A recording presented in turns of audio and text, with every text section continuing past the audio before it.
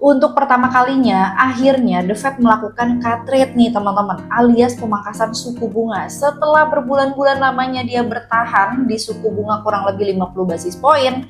Nah, untuk pertama kalinya pada FOMC sekitar 18 September 2025, The Fed memangkas suku bunga sekitar 25 basis poin nih teman-teman. Dan memang seperti yang udah pernah kita bahas di video sebelumnya, bahwa memang pemangkasan suku bunga itu sangat berdampak ya ke aset yang beresiko ataupun non resiko. Nah, kalau kita ngomongin soal kripto, itu kan memang dia masuknya ke jenis aset beresiko ya. Udah pasti nih teman-teman, kripto juga salah satu aset yang terdampak. Aku juga kaget pas lihat, ternyata sebenarnya kita tuh sekarang lagi ada di alt season loh teman-teman. Tapi kalau kalian perhatiin nih, kenapa ya? Kayak hype kali ini tuh kurang begitu berasa, nggak seperti tahun 2021 lalu. Ada yang bisa jawab teman-teman? Mungkin kalian boleh tulis di kolom komentar. Nah, kalau aku pribadi ini sedikit curcol ya, kenapa aku nggak begitu menikmati alt season kali ini, karena memang aku lagi semangat-semangatnya trading emas bareng komunitas aku di Academy Market Vision. Teman-teman juga boleh gabung di sana, karena memang sekarang emas nih lagi seru banget.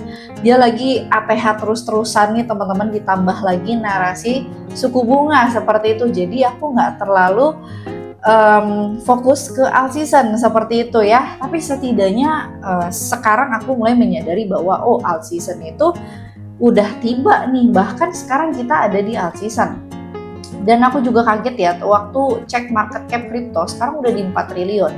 Karena terakhir kali waktu pas pertama Bitcoin itu mencapai ATH di November 2024, itu market cap-nya masih di 3 triliun teman-teman.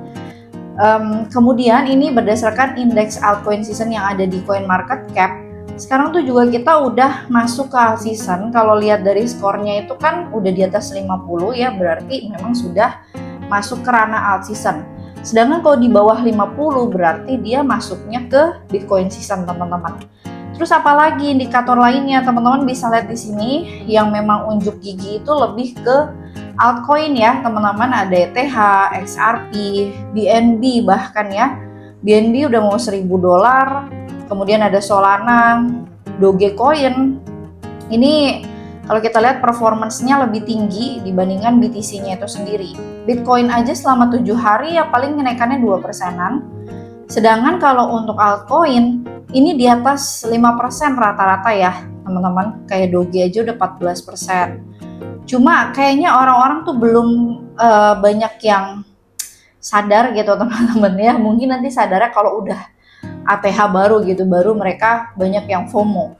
Sebenarnya aku udah ingetin juga dari video sebelumnya teman-teman, bahwa memang suku bunga pemangkasannya ini bakal berdampak gitu ke aset yang berisiko. Otomatis sudah pasti kripto. Dan mungkin kalian bertanya-tanya, kenapa nih kripto terbang, bukannya kemarin drop? Ya salah satunya itu, kita kemarin udah bahas sama-sama clue-nya di video sebelumnya.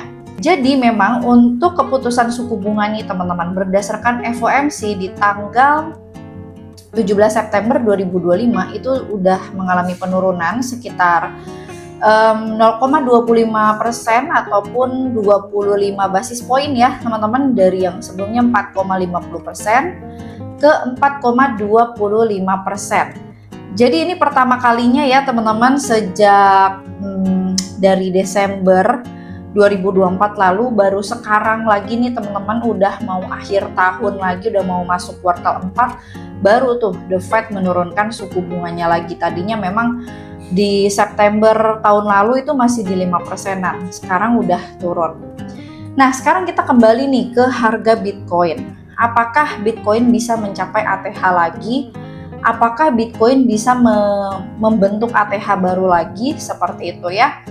Terakhir kali di sini kita bahas Bitcoin itu struggle ya, teman-teman. Oke, jadi terakhir kali di sini teman-teman aku bahas Bitcoin itu masih struggle ya. Struggle untuk melewati area 112.000. Jadi kemarin tuh aku bikin 2 skenario ya, teman-teman. Kalau kalian flashback lagi di video sebelumnya, emang aku sekarang lagi jarang update juga. Mohon maaf juga sebelumnya teman-teman ya. Jadi kalau misalnya skenario pertama itu berhasil berjalan ya kurang lebih seperti ini teman-teman. Tapi kalau ternyata skenario kedua yang berjalan ya bakalan kayak gini. Ternyata didukung oleh narasi suku bunga. Untuk skenario yang berjalan itu adalah skenario A, skenario pertama, gitu ya. Alhasil Bitcoin di sini berhasil melewati struggle atau triggernya dia yang pertama itu di 112.000. Di sini berhasil tembus ya teman-teman. Dimana kalau kalian perhatikan ini adalah area support kan sebelumnya ya daripada Bitcoin, dan ini udah berhasil ditembus, ditambah juga dengan adanya pembentukan satu candle bullish engulfing. Ini menandakan bahwa momentum itu sudah kembali. Nah, tapi di sini teman-teman, masalahnya Bitcoin sekarang ketemu lagi nih dengan tantangan selanjutnya. Ya, di sini teman-teman kalau perhatikan ini adalah zona supply ya daripada Bitcoin di 117 sampai dengan 118.000 nih teman-teman. Ini juga tadinya tuh sebelumnya support gitu ya, support, kemudian ternyata dia break, lalu dia naik lagi. Nah sekarang jebol lagi, berarti sekarang ini resisten ya teman-teman untuk Bitcoin. Di sini ada support. Nah apa yang bakal terjadi selanjutnya teman-teman? Di sini kita butuh penembusan ya dari segi candle daily. Bitcoin itu harus bisa break di atas 117.000. Ya kurang lebih harus bisa ngebreak ke 117.600 lah minimal seperti itu ya untuk bisa melanjutkan rally-nya kembali. Oke teman-teman, jadi yang terjadi kemarin itu sebelum FOMC dia tuh retest dulu ke 114.000, ternyata reject ya teman-teman, lalu dia naik lagi. Nah tapi sekarang nih permasalahannya dia kepentok di area supply. Apakah dia bisa lanjut naik atau enggak, kita tunggu ya teman-teman. Ini juga kita bikin skenario lagi. Kalau misal dia berhasil ngebreak kayak gini ya, berarti bakal kembali lagi ke ATH dan seterusnya lah. Nah tapi kalau ternyata gagal nih teman-teman, mungkin dia bakal retest lagi ke 113.000 untuk melanjutkan kenaikan lebih tinggi. Kalau aku lihat di sini teman-teman, Bitcoin itu memang sudah reversal dan menemukan area bottom ya, yang mana itu terbentuk di sekitar level 107.000. Dan ini kalau teman-teman perhatikan juga, ini ada area RBS ya, ataupun resisten become support, seperti itu. Oke. Nah, di sini ada resisten become support, sekaligus di sini juga ada area demand yang perlu diambil teman-teman ya. Ternyata itu menjadi area support terbaru daripada Bitcoin. Ya, di sini dia reject dengan sangat bagus ya teman-teman, lalu kemudian membentuk pola head and shoulders, udah nggak ada area low yang baru lagi, lalu dia menciptakan kenaikan. Kalau kita lihat ini polanya sebenarnya udah cukup oke ya, sudah membentuk higher high. Oke, sudah membentuk higher high seperti ini. Jadi kalau aku pribadi sebenarnya lebih condong ke skenario pertama.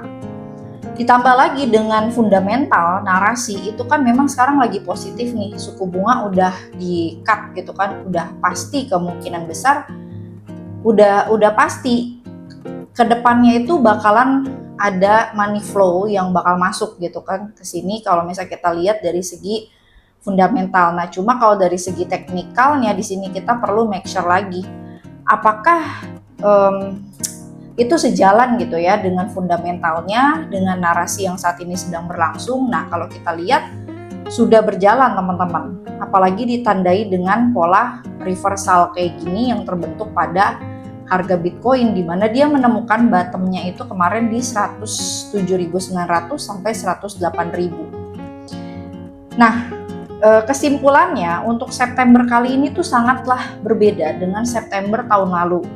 Karena justru malah September kali ini tuh bisa dikatakan market kripto itu hijau ya. Dan menciptakan banyak peluang lah untuk kita semua. Di satu sisi tadi aku sempat singgung juga soal alt season. Alt season itu ternyata udah berjalan loh teman-teman. Kita udah analisa itu dari bulan Juni ya. Dari bulan Juni awal bahkan bahwa dia sudah menyentuh level puncak ya, ataupun membentuk top baru, lalu ditandai juga dengan adanya pembentukan double top seperti itu ya, dan akhirnya dia drop terus nih teman-teman. Kemungkinan besar di sini area selanjutnya yang bakal dituju itu 50%. Nah, kalau sampai nih misalnya Bitcoin dominance itu drop di bawah 50%, ini kemungkinan besar altcoin bakalan rally semua, dan di saat itulah kita harus TP ya teman-teman. Kita harus TP. Momentum alt season itu adalah momentum buat kita taking profit altcoin, jadi jangan didiemin ya, sebelum akhirnya nanti dia naik lagi terus Bitcoinnya outperform lagi seperti itu ya. Di sini juga kita lihat ETH ini juga sama, ETH udah membentuk area base yang baru, dimana dia beberapa kali retest ya, area demand tapi selalu reject ya teman-teman. Alhasil di sini dia mantul dari level 4.400 ya, dan kemungkinan besar sekarang ada potensi buat balik lagi ke 4.700. Dan kalau nih teman-teman, kalau dia berhasil ngebreak ya secara candle daily misalnya di atas 4.800, ini kemungkinan besar ETH bakal lanjut naik terus. Kemana kira-kira lanjut naiknya ya, kita coba ukur aja dari pola ini teman-teman, gak usah jauh-jauh ya. Semisal dia berhasil ngebreak nih dari shadow ini yang paling tinggi 4.900 ya, 5.000 lah, dia berhasil close di area situ, maka kemungkinan besar dia bisa naik terus entah itu ke 5.500 atau ke 6.000 sampai range 7.000 teman-teman ya.